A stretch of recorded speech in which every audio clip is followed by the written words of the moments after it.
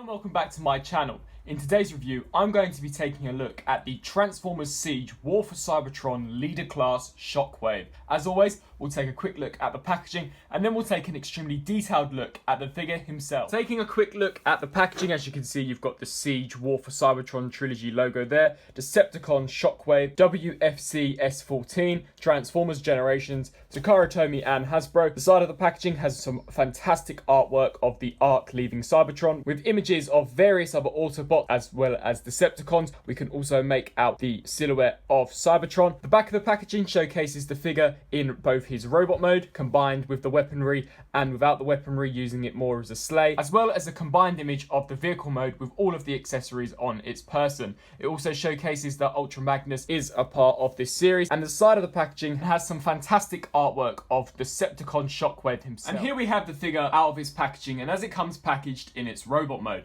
Now, as you can see, I have got Shockwave displayed on the sledge. This is one of two official configurations that you can have the additional accessories displayed in robot mode. Shockwave is one of my favourite designed Decepticons throughout the continuity of the Transformers series, so this was a must-have for me. This is definitely one of the best mass-released Shockwave figures that we've had in a very, very long time, and dare I say that it is probably the best Shockwave figure that we've ever had besides the Masterpiece version. Taking a look at the additional Shockwave components, here we have it in the sledge configuration. This personally to me acts as kind of a shock drone, a independent drone that Shockwave sends out for dispatch when he is unable to perform certain tasks. It's almost as if though this is Shockwave's form of Laserbeak, and it is really armoured up. As you can see, it's got two cannons which are exactly the same as the cannon that Shockwave has on his arm. It's also got some fantastic sculpting and detailing. As you can see, there is some really, really nice detailing in there. The only problem I have with this figure is probably the fact that the purple colour is so dark that it is sometimes quite difficult to make out some of the various details. As you can see, with quite a bit of light shone upon it, you can definitely make out all the different details sculpted in lines and ridges. And I really do wish that they would have perhaps given it a dark or silver wash over the top just to bring out some of those details. We have definitely seen some weathered effects on some of these Siege figures, so I would have liked to have seen it on this particular figure.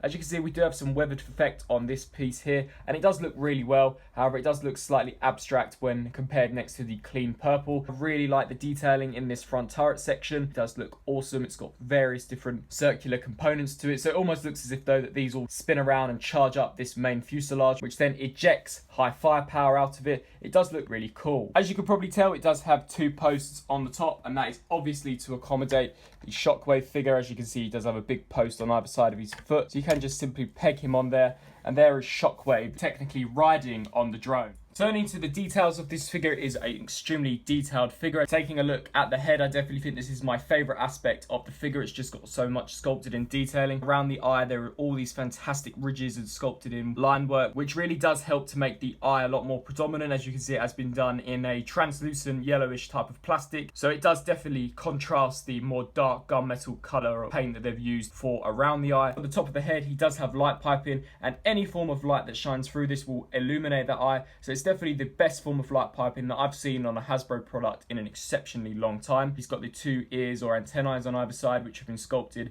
and picked out in a nice silver paint. I really do like this chest section. It seems as if though there is sculpted in detailing underneath this transparent piece of plastic, which has got some detailing on it as well, and underneath it has been painted to really bring out some of the details and make it look authentic to the inner workings of Shockwave. The figure is also covered in sculpted in line work, which really does make him pop when on the shelf. As I stated when taking a look at the additional accessories that he comes with, my major gripe with this figure is that the purple colouring is so dark that it actually does kind of hide some of these details, which is such a shame, as there is so much fantastic surface detail on this figure, even on the sides of the arms. And lifting the arms up, you can see there is some more detailing on the torso section, as well as this whole back section here, which has been detailed really well. I imagine this is mainly detailed for the vehicle mode, as this is more predominant definitely in the vehicle mode, but it is still nice nonetheless. Got the translucent piece at the top, which we'll discuss later on. He does have the hand on this side and the cannon on this side, which is of course accurate to the G1 cartoon and also to the most recent Bumblebee movie. He does have this very rubbery hose, which is able to be unplugged from the main arm, allowing you to get a greater range of motion out of the arm. However, even with the hose in there, it still doesn't really restrict articulation that much, which is really cool to see. The torso has been detailed impeccably well. Also, you can make out some details such as abs in there, as well as the thighs. They've got some great sculpted in work on them. turning them around, they've still got some really good detailing on them. And the thigh sections and the base of the feet really do look exceptionally well. The insides have been detailed and sculpted, the fronts, and then obviously the sides of them. This section here does have a part to play in vehicle mode, hence why there is more colour on the outer side than in the inner side. But personally, I would rather the colour be on the outer side than within the inner side, at least we can see it. And finally, the feet have been sculpted fairly nicely as well. They've got some detailing on the underneath, mainly for vehicle mode, and some detailing on the top for, I imagine, the robot mode. Turning to articulation, Shockwave has got a ball joint at the head, so it can look left and right as well as up and down. It can also tilt side to side, which is great.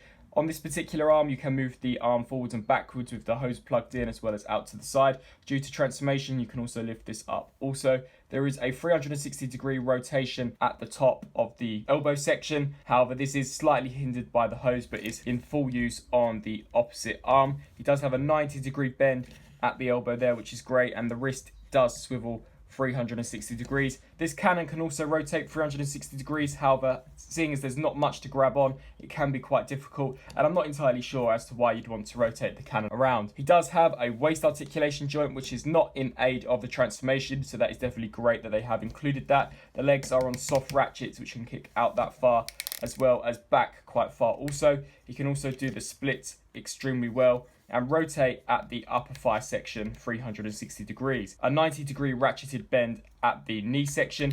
And finally, the feet are on some very slight ankle rocker joints, which is a shame as I would have liked to have got this figure in some slightly more dynamic poses. However, the articulation is really well done. Now, as I stated earlier, this is one of 2 official modes that you can utilize for these particular set of parts. The second mode is actually to armor Shockwave up to give him the more leader-sized robot mode. In order to do this, we just want to pull these sections off, just like so.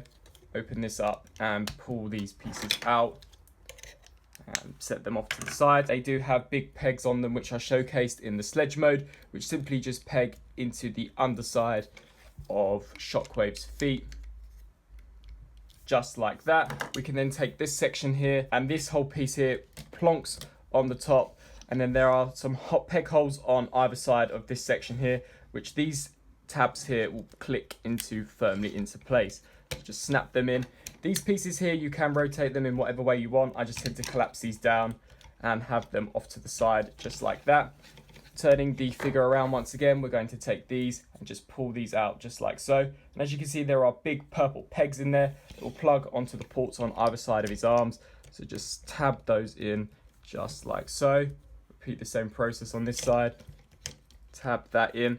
And there is Shockwave all armoured up with the different components that this figure comes with. Personally, I have to agree with the majority of reviewers. I would have just preferred it if they would have just released the base figure as a Voyager class, as these extra pieces do definitely seem to have become an afterthought. However, they do play quite a pivotal role in the alt mode for this particular figure. I do personally believe they do amplify the look of it, so perhaps that was their intention. But the robot mode definitely doesn't gain anything from having these additional parts. If anything, it does make it look slightly silly. He does have triple cannons now. He has one on each shoulder pad as well as the main one. This arm does look fairly out of place when you see all of these cannons lined up together.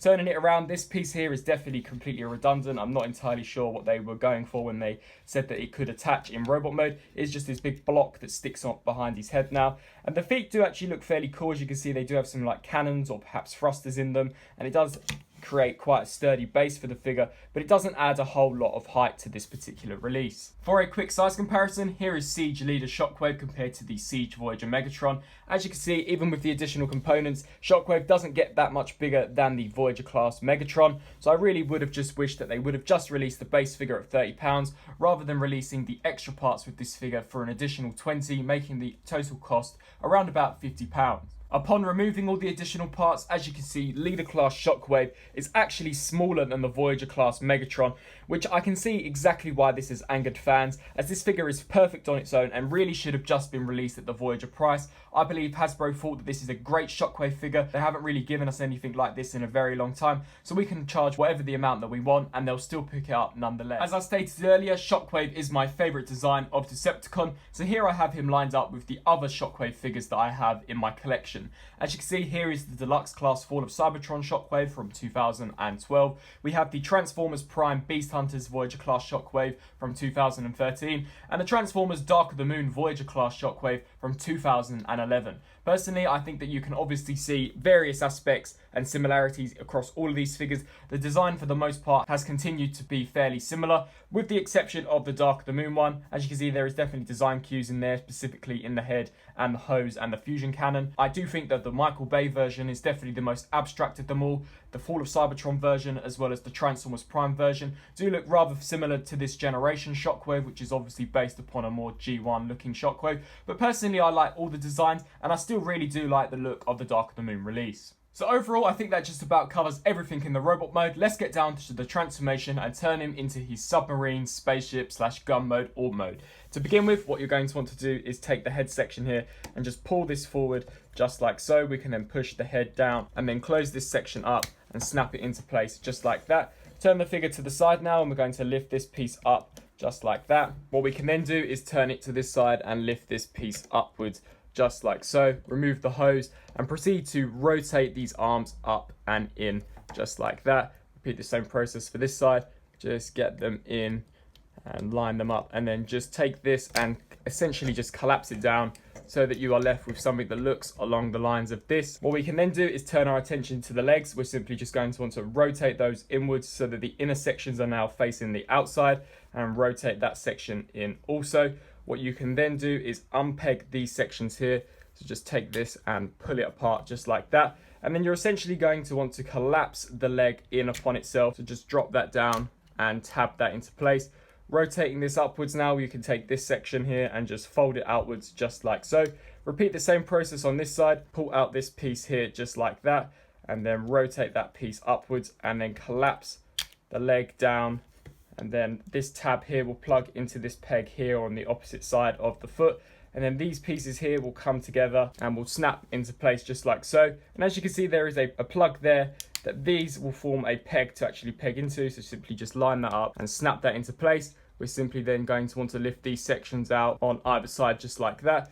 Take the hose section and plug it into there. And there you have the base figure of Shockwave in his vehicle mode. Now, as you can see, they're dubbing this as a submarine / spaceship. Personally, it does definitely just look like a gun upside down. Obviously, Hasbro can't really create toy guns anymore due to the fact that many parents don't necessarily want their kids running around with toy guns. But nonetheless, it does look fairly nicely, and I mean, collectors obviously know what this is intended to be. There isn't much going on here without the additional pieces in this mode. My favourite part is, of course, this section here, which kind of looks like the binoculars that lift up on a submarine to see what is above surface. As you can see, we have a Shockwave looking eye there, which also has some light piping, so any form of light source will light that piece up.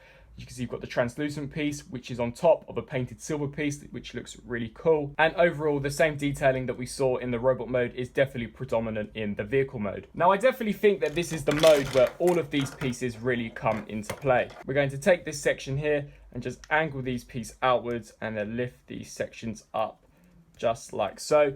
We can then take this here and just collapse this over the top. And those same pegs that we saw in robot mode will just clip over the top. Only this time there are some additional tabs. As you can see in here, there is a slot that this peg here will plug into. This is definitely the more trickiest of tabs on this particular figure. It is definitely quite a challenge sometimes to get these to overlap, plug into place. What you're then going to want to do is, you can see there is a slot there and a tab there.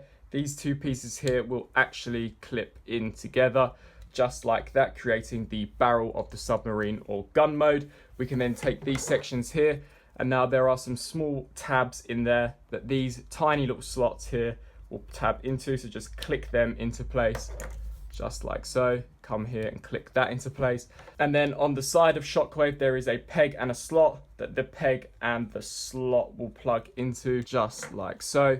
Repeat the same process on this side. And then finally take these sections here and just plug them into place. Now what you can then do is lift these sections outwards to give the figure some flair.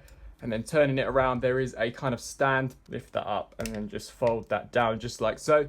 And there is Shockwave in his fully completed alt mode with all of the additional accessories that we saw him utilize in robot mode. Now, taking a look at some of the details in this mode, as you can see, to me it definitely looks like a very heavily armored kind of aircraft type of vehicle. We've got that same really nice detailed piece that we saw in the sledge and robot mode. We've got some additional cannons on the base of the ship with this section here predominant. We've also got loads of cannons on the back. So it really does look like a very cool piece, and as you can see, it is extremely detailed exceptionally well. Of course, you can flip it upside down and you do obviously have a space gun. However, I prefer just to keep it in this mode as it's more stable. It does just plonk down just like so. And it definitely does seem to me that it is leader class size, especially with all these additional parts in the vehicle mode. So this is really the only mode that I think warrants the leader price. Personally, of course, it is rather pointless as I would have just preferred the base Shockwave figure. But nevertheless, I can imagine this being quite fun for kids to, disassemble this and turn it into the sledge or to use it as Shockwave's armory. It definitely does allow for various play options in this particular mode. Now, in terms of size comparisons, I don't have anything in vehicle mode regarding Siege, so what I will showcase the figure against is the Voyager class Studio Series Rampage. As you can see, this figure is significantly larger in vehicle mode than that of a Voyager class, and when comparing it to a Studio Series Deluxe class, as you can see, it is even bigger and really does make the Deluxe class extremely dwarfed, which it really should. However, I do just wish that they would have just released this as a Voyager class without all of the additional pieces.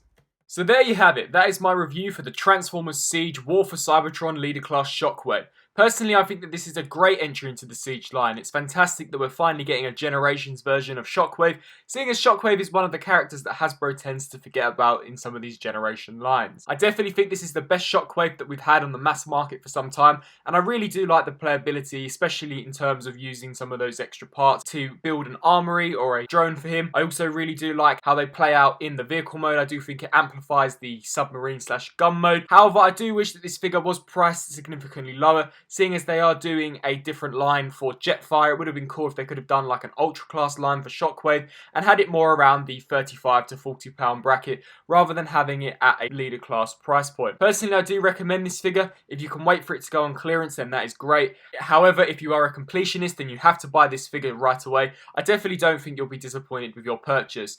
I hope that you enjoyed this review, and if you did, please let me know down in the comment section below, and thanks for watching.